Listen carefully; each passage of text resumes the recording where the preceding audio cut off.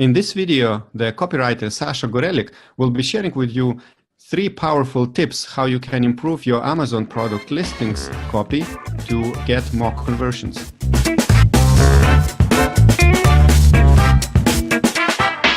Hello, Sacha. Hi, how are you?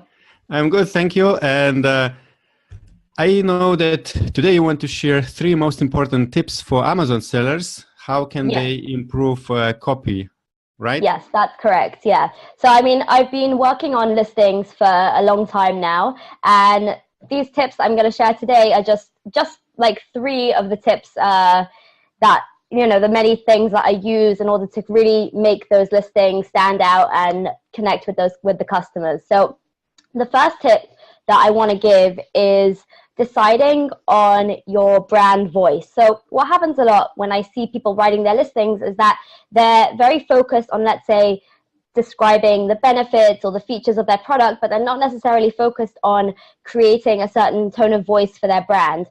So I'll give an example. Like recently I signed up for a certain software and I wasn't going to, you know, pay for the upgrade to the paid version. I was just going to stick with the free version. But then they sent me this hilarious email, which was like a poem. And they were like convincing me to stay. And I ended up upgrading to the paid version of the software. And every time I kind of send them emails, they always send me responses back with like a poem or like really funny kind of copy. So that's called micro copy, and that really creates sort of a personality to your brand.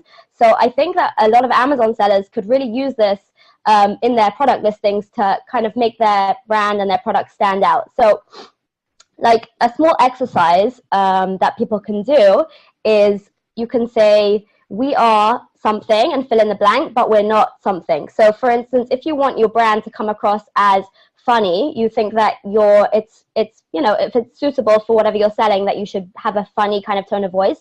So you'll say, we're funny, but we're not, let's say, corny, or you're not sarcastic. So that's a good way of like identifying your brand voice. You could say, you know, we're friendly, but we're not creepy, because sometimes you'll try and write in a friendly tone of voice, but it comes out kind of creepy. So it's good to kind of like identify who you are before you start writing, and then keep that in mind whenever you're writing, let's say, product listings, or even copy that goes in your packaging, or emails to your customers, or package, you know, message inserts. But basically keeping that brand tone of voice in mind at every touch point. So that's the first tip. Now, the second tip that I want to talk about, this one is extremely important. It's keeping things clear and concise. So what happens a lot is that you have your product, you're like super excited about all the features and all the changes, let's say, that you've made, and now you've perfected it and it's amazing, and you want to tell your customers about every single aspect of your product.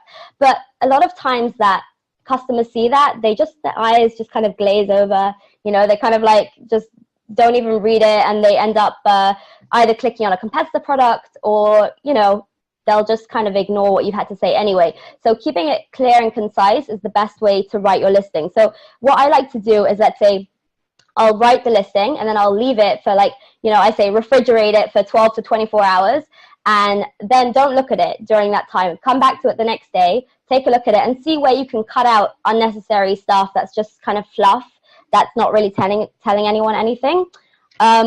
And what I've recently started using is, I'm sure everybody's seen the adverts for Grammarly. It's like a software that, you know, it corrects your grammar and your spelling and all kinds of stuff like that. But they have this button that you can click. It says performance. And what the performance tells you, it actually tells you the reading level of what you've written. So it will say what you've written can be read by 60% of the population.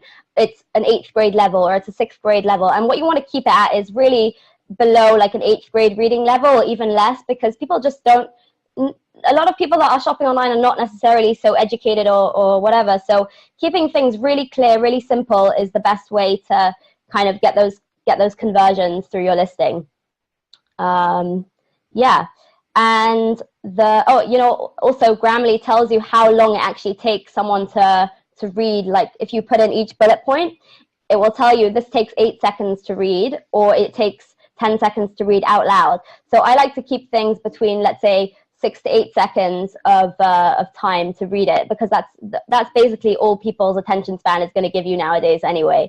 And then the final tip that I actually started using recently is something that I discovered in a copywriting book. It's by a guy named Andy Maslin. I'll credit him with this tip. And it's basically, he calls it the 4 R's. So his 4 R's are remind, repeat, reassure, and then relieve them of their money. Now, I've changed it kind of the 3 R's because let's say in your Amazon listing, you might not have enough space to do all those steps. So the first step is to remind them of what they're getting.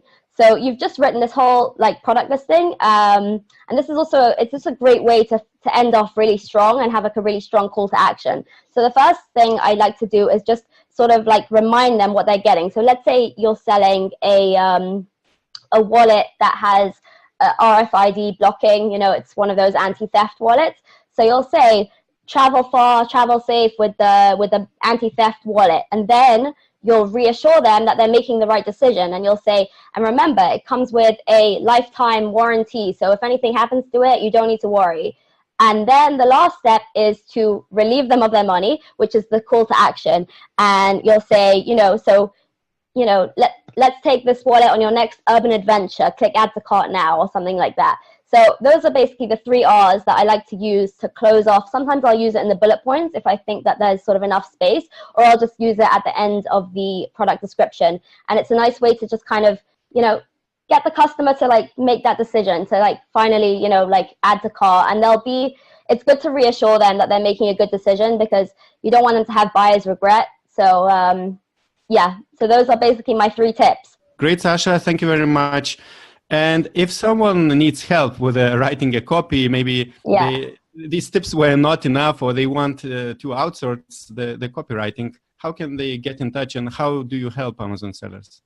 So the way I help Amazon sellers is that they can get in touch with me through my website, which is sachagorelickcopywriting.com, or you can find me on Facebook also, which is Sacha Gorelick Amazon, I think, Amazon listings. And basically how I help sellers is that when they ask me to do a listing, so I don't just ask for details about their products. I want to know more also about their company, what their vision is for their brand. I ask them kinds of questions like, how are you different from your competitors? How do you want to serve your customers? How do you want to be perceived? And things like that. And that really creates listings that stand out. So that's what I do. And I also have like these strategies that I've developed for keyword research, which really basically the way I do it is very in-depth keyword research. So it's not just shallow keywords where you put in the seed keyword and it generates, you know, keywords surrounding that main product name. I like to do a lot of research using LSI keywords, synonyms, you know, doing reverse ASINs and things like that. So great. Yeah. Thank you very much, Sacha, and good luck. All right. Thank you.